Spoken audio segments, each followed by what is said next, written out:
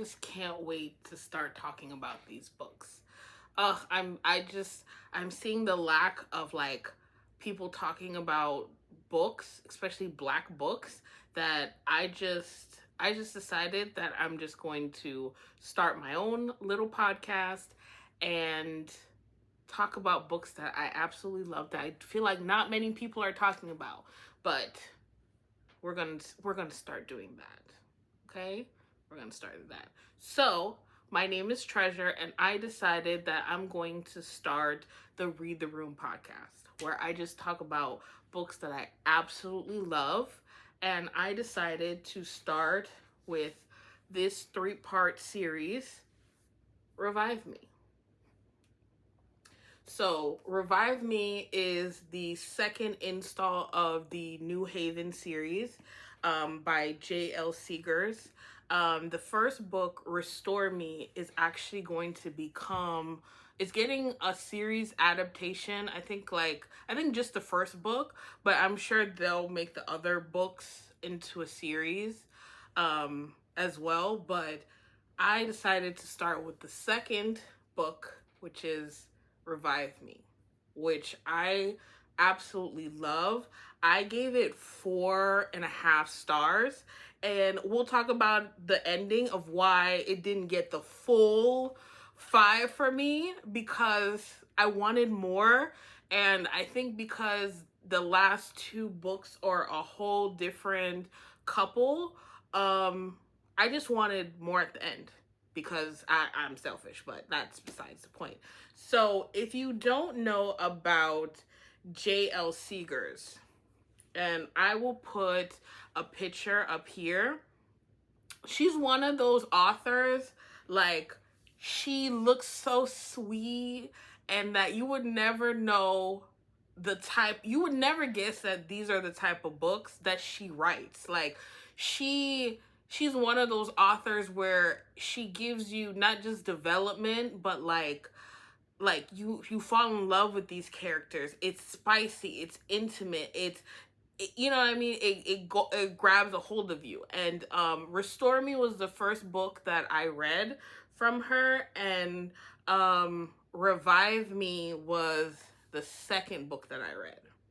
And I know she has a new series, The Illusion of Power, which is like a poly book that's out, and I want to read that book first. But, this is about Revive Me. So Revive Me is 3 books. I have all 3 books.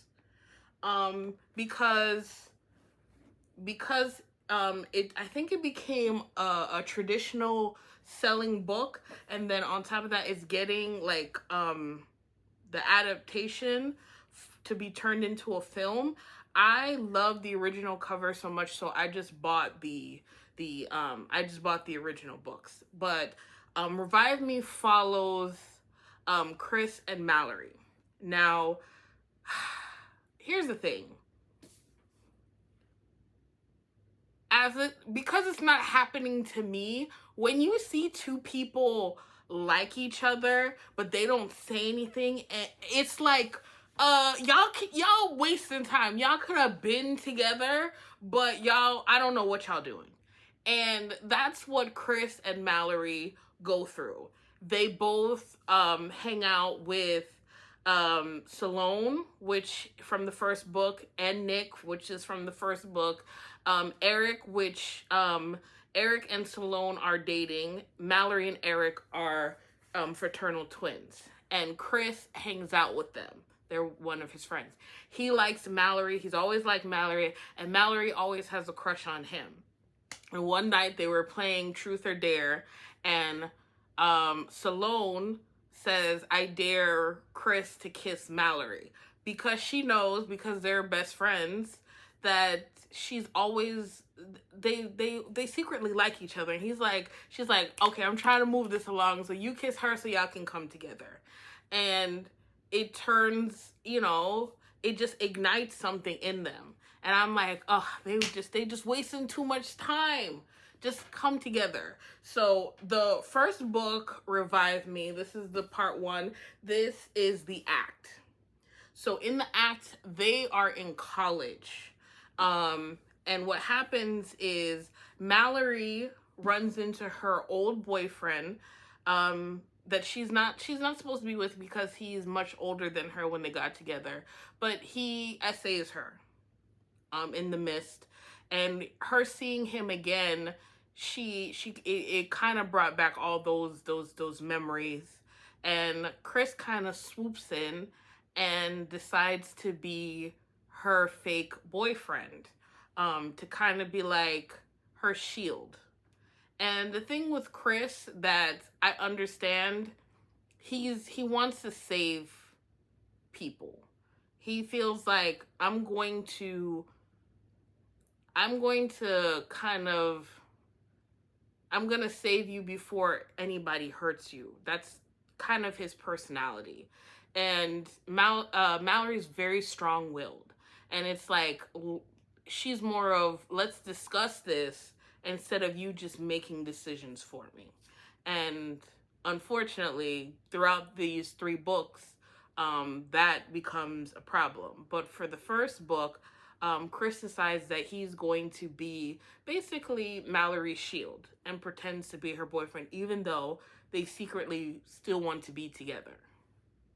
So now they have to keep up this facade, like, okay, that they just came together to come together, but they made a plan that Chris would be her fake boyfriend, and in being her fake boyfriend, he wants to be her real boyfriend and vice versa. And what I like is that they're just, it's that thing. It's like you're scared to step out there because it's like, okay, I like you, but what if you don't like me back? Like, I done revealed. It's a vulnerability thing. I'm very happy that they eventually, say their feelings for each other and really show like, okay, even though we're supposed to be pretending, I really want to be with you. And that's what book 1 is. Book 1 is them coming together. Now, Chris comes from money.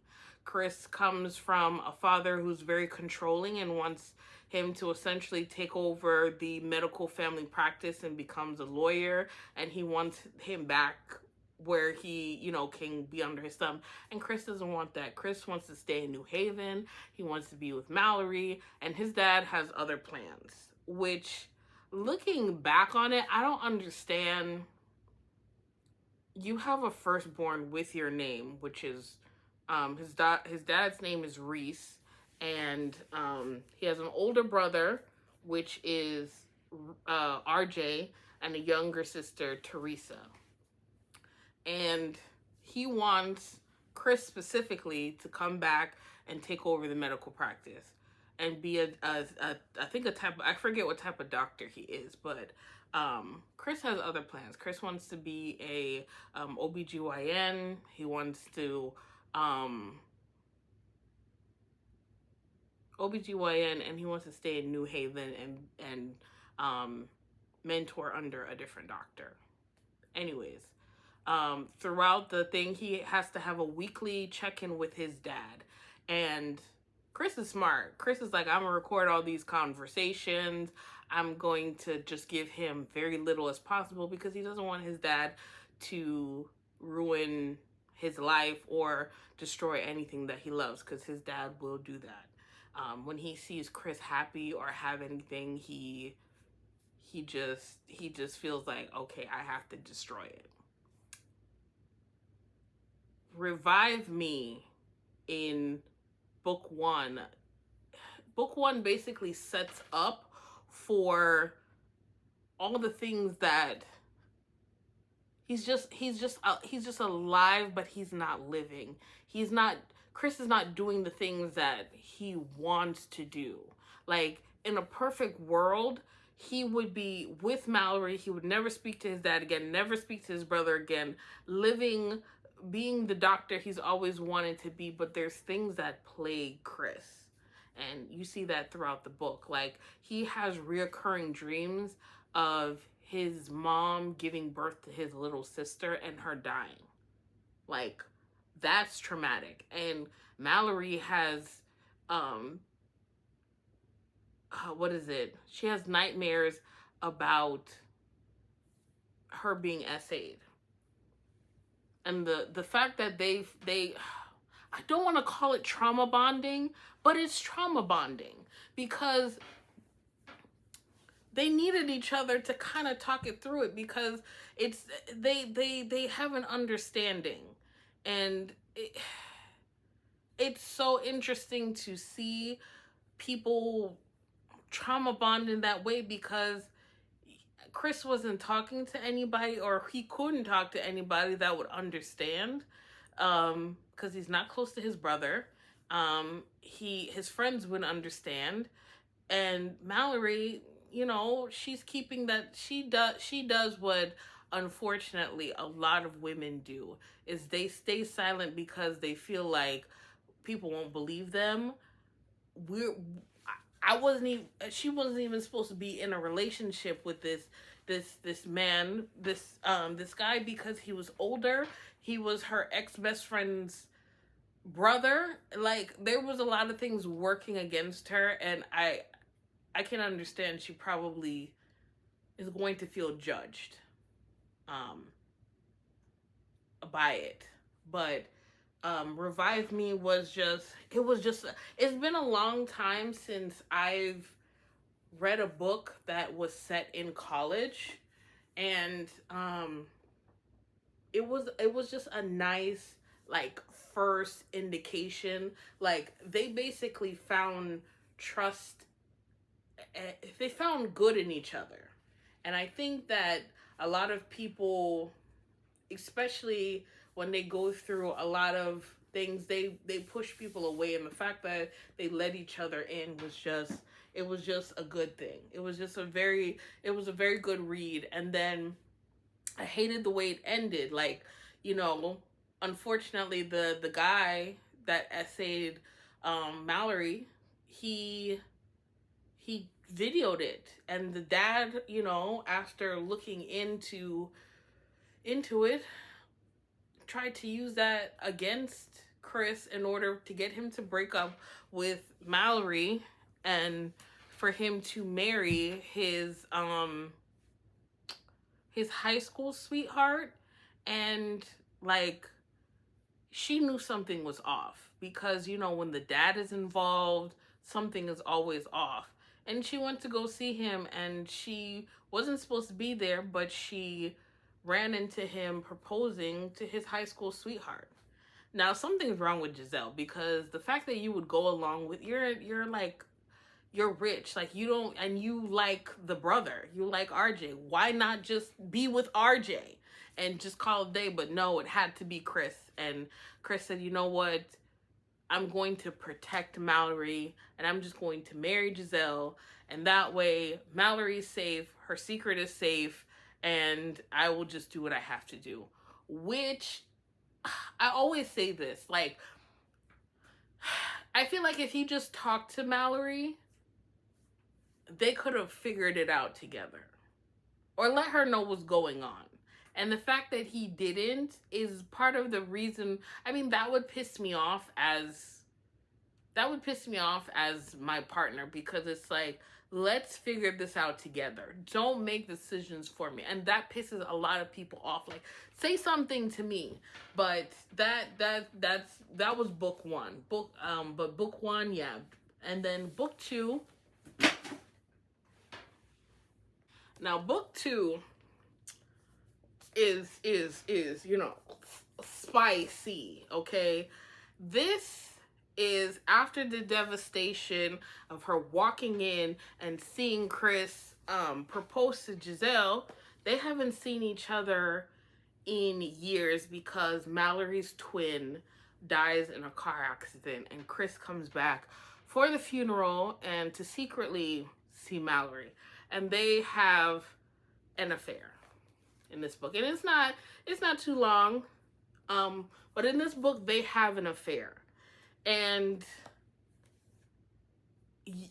this is where I was telling people, one thing about JL Seegars is that you don't know unless you've read her book, but the way she uses, like, smacks and certain things as a weapon for connection, yeah. There is primal play in this. Primal play, is that what it's called? Primal play where they chase each other. Yeah, primal play where they chase each other, tying up, all that stuff. This is the affair. And it is the affair because at this point, Chris is married to Giselle, but they've never slept together. She cheats on him with the brother, which is hilarious because there's this part in there where he comes home from residency, catches them together, and he literally is like, these people, and then he just goes to his room and he's like, I wish you would just be with my brother and leave me alone. And she's just like trying to make him, but he never. And him finding out that Eric was dead or unalived, I'm not sure what I can say on here, and then going to see Mallory and them having like that time together. And unfortunately, this is years later. She's in her career. They have been separated, I think, 4 years at this point. And it's just them, hunching each other. But the thing is, what I said before. When you're in a partnership with somebody, it has to be me and you. It can't be just you say what you just do things for me and you don't include me in the process. And that is what pissed Mallory off. The fact that the dad had this information on her and used it to ruin their life together. And the fact that, like, he always has to be a savior. Like, you don't always have to save everything. I can be there for you too. And that's what the affair is about. So you had the first one, which was the act, and then the affair. And then lastly, you had the apology.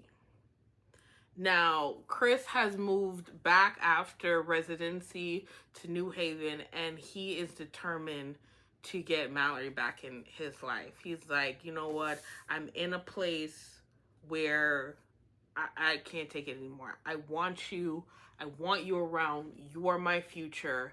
And that's exactly what he fights for in this book. And it gives the update of the Restore Me, of what happens next. But this last one is basically just him fighting for his life with her. And what I liked about the last book is that they really decided, okay, if we're going to move forward, there's things that you can't do. There's things that we have to talk about. And the thing about Chris is, first of all, he loves that Mallory's a thickums. Every time he talks about Mallory, it's always, I want my head between your legs. She's like, what do you want to do today? I just want, you to scream my name while I'm between your legs. Oh, you did that? Oh, he loves him some Mallory. And she tries like hell to kind of like, okay, calm down, like, yes, but like, you know what I'm saying? And it's he just really loves Mallory. And he kind of hatches a plan to get her back with the 10 dates to prove, like, I'm here for you. I love you. I want to be with you. And that he works so hard, and her denial is so real.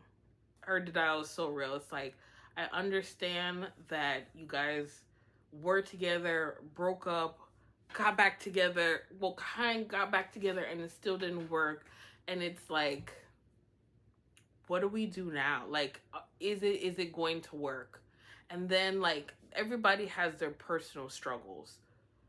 She wants to do things that make her happy, but she doesn't want it to affect her relationships with the people she loves. And that's the thing that I identify with Mallory, because like I have that where I want to see, like, I doing for people makes me feel good, but sometimes in doing good we kind of hurt ourselves. And that was one of the lessons in the book, is that, you know, sometimes you have to be selfish and you have to say, you know what, I need to do this for myself in order to make me feel fulfilled. And I this book revived me. To me, to me was better than the first one because it had so much layers to it.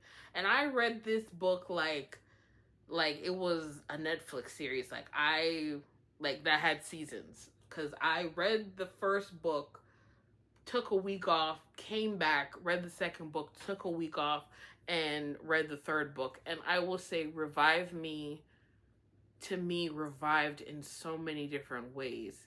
For Chris to find out that his mom is still alive, and, you know, she's just been essentially hiding so that she can get to know her kids, and you know, there's so many tearful, like, this book revived Chris in so many ways, whether it was his career, whether it was having Mallory back in his life and working so hard to show her, like, listen, no matter what, I'm here and we're going to make this work because you are the love of my life, and vice versa. And to having the trauma of thinking that you lost your mom, but in reality, she's still, she's there. And it revived him in so many different ways, with the mom, with his career, with Mallory, and then the sister. I'm very shocked that the sister isn't getting a book, but I will say it was just a very moving book, and I thoroughly enjoyed all three books. And I will tell anybody, read one, take a break, read two, take a break, and then come back for the third one, because it is very heavy, from going from being in love and to devastation to being like just in the throes of passions to like saying like it was just revived me in every which element. And one thing I have thoroughly enjoyed JL Seegars' book. I'm so happy that she is finally getting the recognition that she deserves, because I feel like authors like her, like, they don't get the recognition because they're not as popular, but they write really good ass books. And one thing I thoroughly enjoyed all three books of Revive Me. I would love to see the adaptation with this book. But I don't think we're getting that. And if we do, it would need to be a series. I think Restore Me is getting a movie. Um, but JL Seegars is a great author. I think her books are great. I can't wait to jump into the Illusion of Power, which is like why choose Polly. And but Revive Me was just a great book. It was a great feel good book. In the end, it was funny. You were All characters were revived. And the only reason why I didn't give it my 5 stars was because I thought it was gonna end in marriage. I was waiting for the like, he proposed and it was beautiful, and they started to live their life together as one. But I was like, excuse me, I need the vows so I can cry. You need to tell me that you're pregnant. I need something, because like they work so hard to, you know, get to the place that they are. But I get it, I understand. I'm just gonna have to put that they're married, living life in my head. because that's how the book ended, was just them being together, engaged. So, well, that was my review of Revive Me, book 1, 2, and 3. As I said before, great book. If you haven't already, please go and read the book. And let me know what you think. Because I'm curious to see if other people love the book just as much as I did. And the next book that I will be reviewing is, because I'm currently reading, is Product of the Street. One thing I realized is that I am very behind on books that everybody else has read. And Product of the Street, everybody has read this book but me. And I don't like that. So I have decided to tackle books that I feel like everybody has read and I have not. So that's my next book. And if you like videos like this, please like, comment, and subscribe. This is Reading the Room podcast. And I'm just excited to read books and go over books that, we all love. And bye for now. Once again, my name is Treasure. I love to read, especially Black books. And I will see you next time.